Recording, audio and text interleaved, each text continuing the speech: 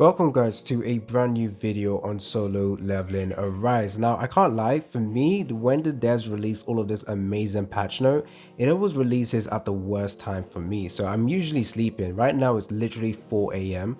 and I'm recording a video on this game, but I need to make a lot of videos because there's a lot of stuff to talk about.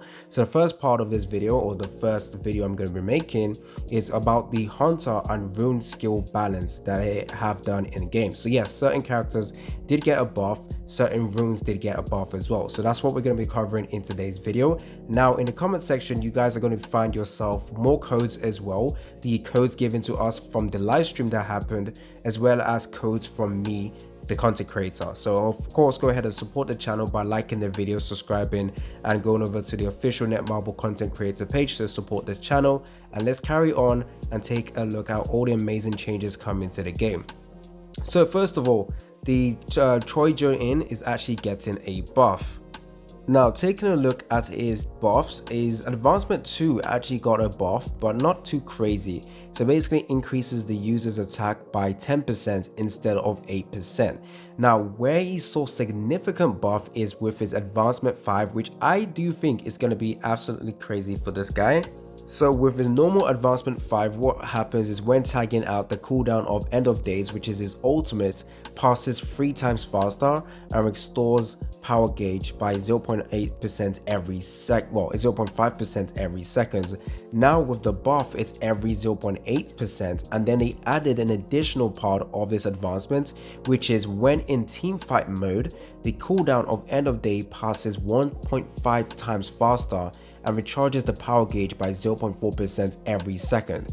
So I'm not gonna lie, this is a buff for Wales. Again, a lot of free-to-play players do not have advancement 5 for Trojan Inn, but you can get him to advancement 5 of course if you are summoning on the standard banner or custom draw banner. But I don't really like this buffs where it's just advancement buffs, not really to do with his kit, because this is not going to make people use him unless you're well. I mean, he's already a great character, one of the best fire type characters in the game. So I guess this is just helping Wales deal insane amount of damage. Now the second unit getting a buff is SSR Lim Taegu, who I always diss because I do believe he's the worst character in the game. But taking a look at his passive, when the user's basic attack hits, fires 2 magic arrow. Now before it would deal damage equal to 50%, but now it's 60%. And with his advancement 3, they also buffed this up. So when the user uses shoot and maneuver, it grants the magic boost effect. Cooldown 20 seconds. Is this going to make people use Lim Taegu? Pretty much no, because again, it doesn't really change much about him. Main reason why no one uses him, even if his damage is good, is because he doesn't really offer supportive capabilities to a lot of characters, or to your characters. So it's pretty much a solo character that he wants to deal the most amount of damage and do everything himself, but doesn't really offer much to the team. So even if he's, well, it might be really good for like dark type specific team or dark type specific content in the future, but for now he's pretty much not going to be used. Hong Dong-soo, let's take a look at what he got. So advancement 3 got a buff, as well as his advancement 4 as well. So before, each time greed salvage is used, it obtains the madness effect.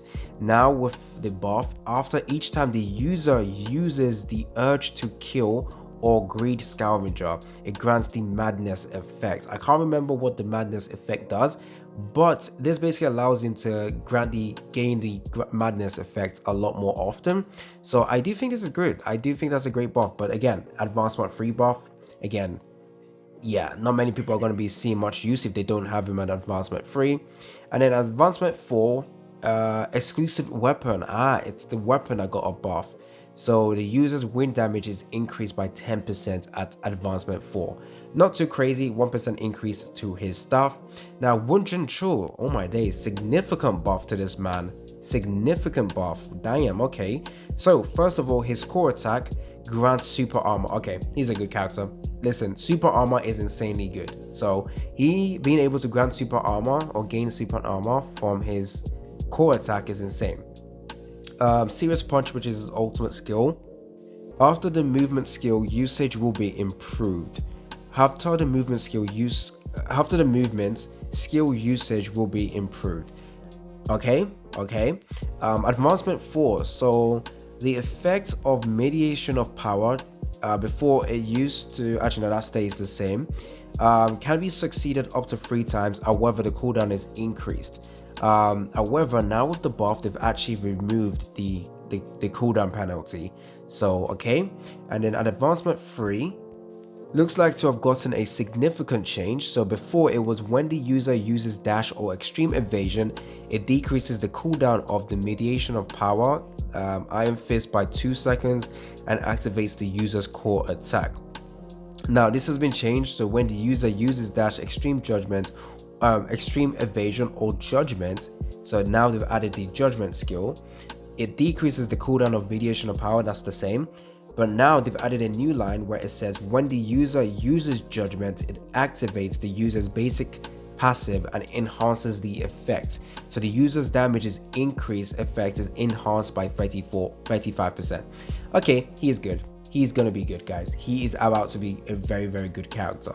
So increased duration to 7 seconds. So this is advancement 3. I think advancement 3 is a significant buff to this guy, literally. Taking a look at his exclusive weapon. Okay, he got buffed. So originally, it's when the mediation of power is used, damage dealt to the target is increased by a certain percentage for 3 seconds. Now it is 5 seconds.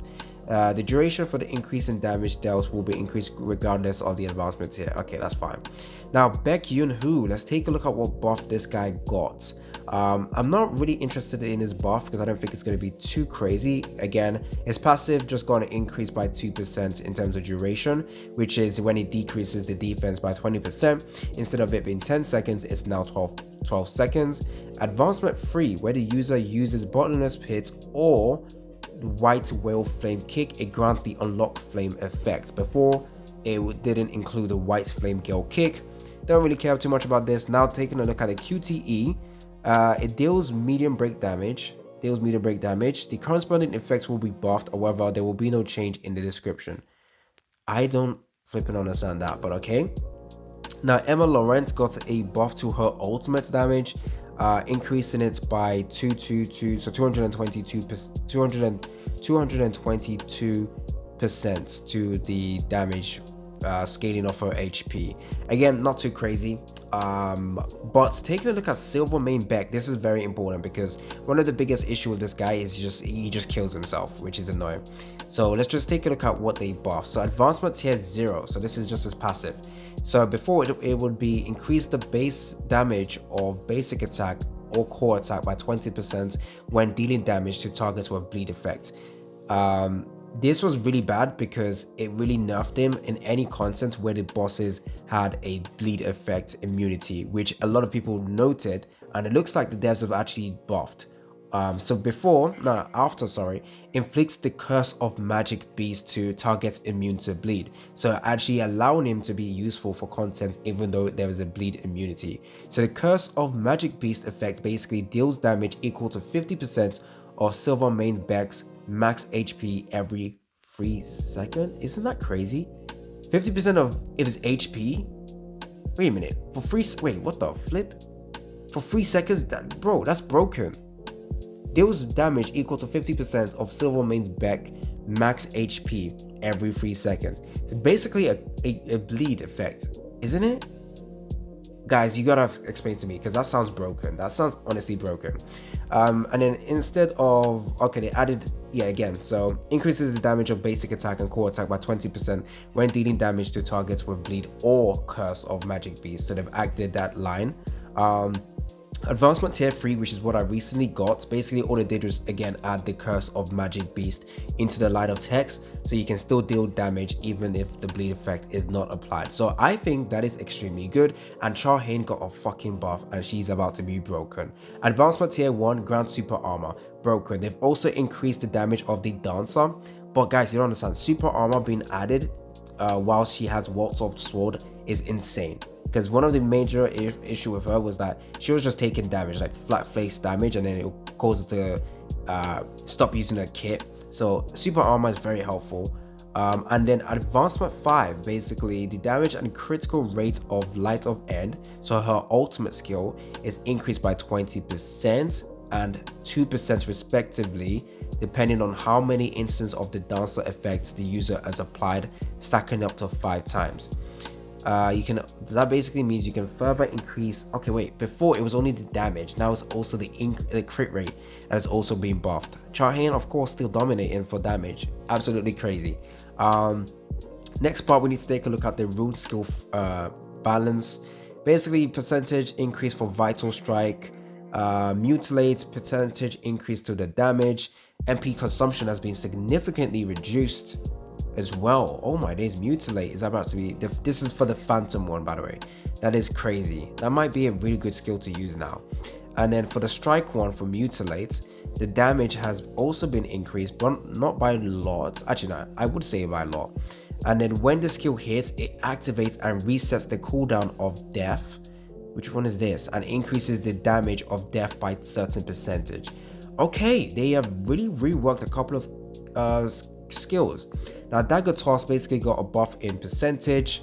Taking a look at the next skill, double clash, basically got a decrease to MP consumption, and also when attacking or defeating an enemy, there is a 50, 70, 100% chance to reset the skill.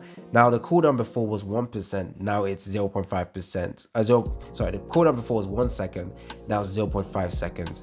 And when the skill hits an elite or higher monster, there is a 25, 35, 50% chance that the skill cooldown will be reset. Oh my days, double slash is about to be a crazy skill as well. And then they've also increased the hit range as well. And then the flame slash from the double slash skill basically got an increase to damage, and now you can decrease recoil and also increase the hit range as well. So vertical arts increase in percentage, and then this is for the sequence explosion. So they'll also decrease the cooldown between the first and second explosion after the use. For their reap version of the vertical arts, it activates and resets the cooldown of shadow step upon a successful counterattack. Oh my days, reap is about to be broken. Shadow step, that's when you go behind the opponent, right? Yo, that is gonna be broken. That's gonna be really strong. Oh my days. Okay. The Gale variant of the vital arts basically got an increase in damage, and gather enemies by generating Gale, increase the gathering range of enemies. No change in the description. Okay.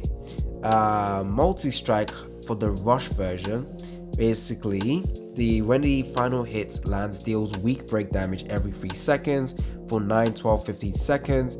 Illusion also got a buff with its damage. And then for Pommel, they have also increased the damage, reduced the MP consumption, and they've increased the corresponding effects. No changes. Okay, now Commander's Touch, which is the Vortex one, right? So basically increase the damage for the finisher. And then for Liberation, they've increased the damage, and when the skill hits, it activates and resets the cooldown of Collapse and increases the damage of Collapse. Okay, basically what I've gathered from the skill is they're trying to make 2 skill work well together. So instead of using the same niche skill, the same skill everyone uses, you now have a variety of skills that you can merge together to use. So you can use the Liberation of the Commander's Touch with the Collapse skill, and they have synergy because the skill of the buff has happened. So that's actually pretty good. So yeah, that is it regarding the buff. The thing I'm really interested in that I think is really strong is Beck Kyun-Hoo, Silver main Beck. He got a significant buff. He's going to be actually very good. And of course, Troy did get a buff, but it's with his advancement 5, to be honest. That's when you see crazy improvements. Lim Tae-gyu, yeah, increased damage, I guess. But Woon Jun-chul, guys, Woon Jun-chul is winning. I think he's going to be extremely good as well. So we need to take a look at him as well. And of course, Charhain won as well. So multiple winners in here. So Charhain, Silver main Beck, Woon Jun-chul, and and Hong Dong-soo. Those are the main ones, in my opinion, that got a significant buff. That would matter. I mean, Troy's buff is also really crazy as well, but damn, advancement 5, no one's reaching that. Anyways, don't forget to like and subscribe. We are going to be taking a look at the updates next, so don't forget to subscribe to the channel so that you guys don't miss out on that video. It's been your boy AC Gamer, and I'm out.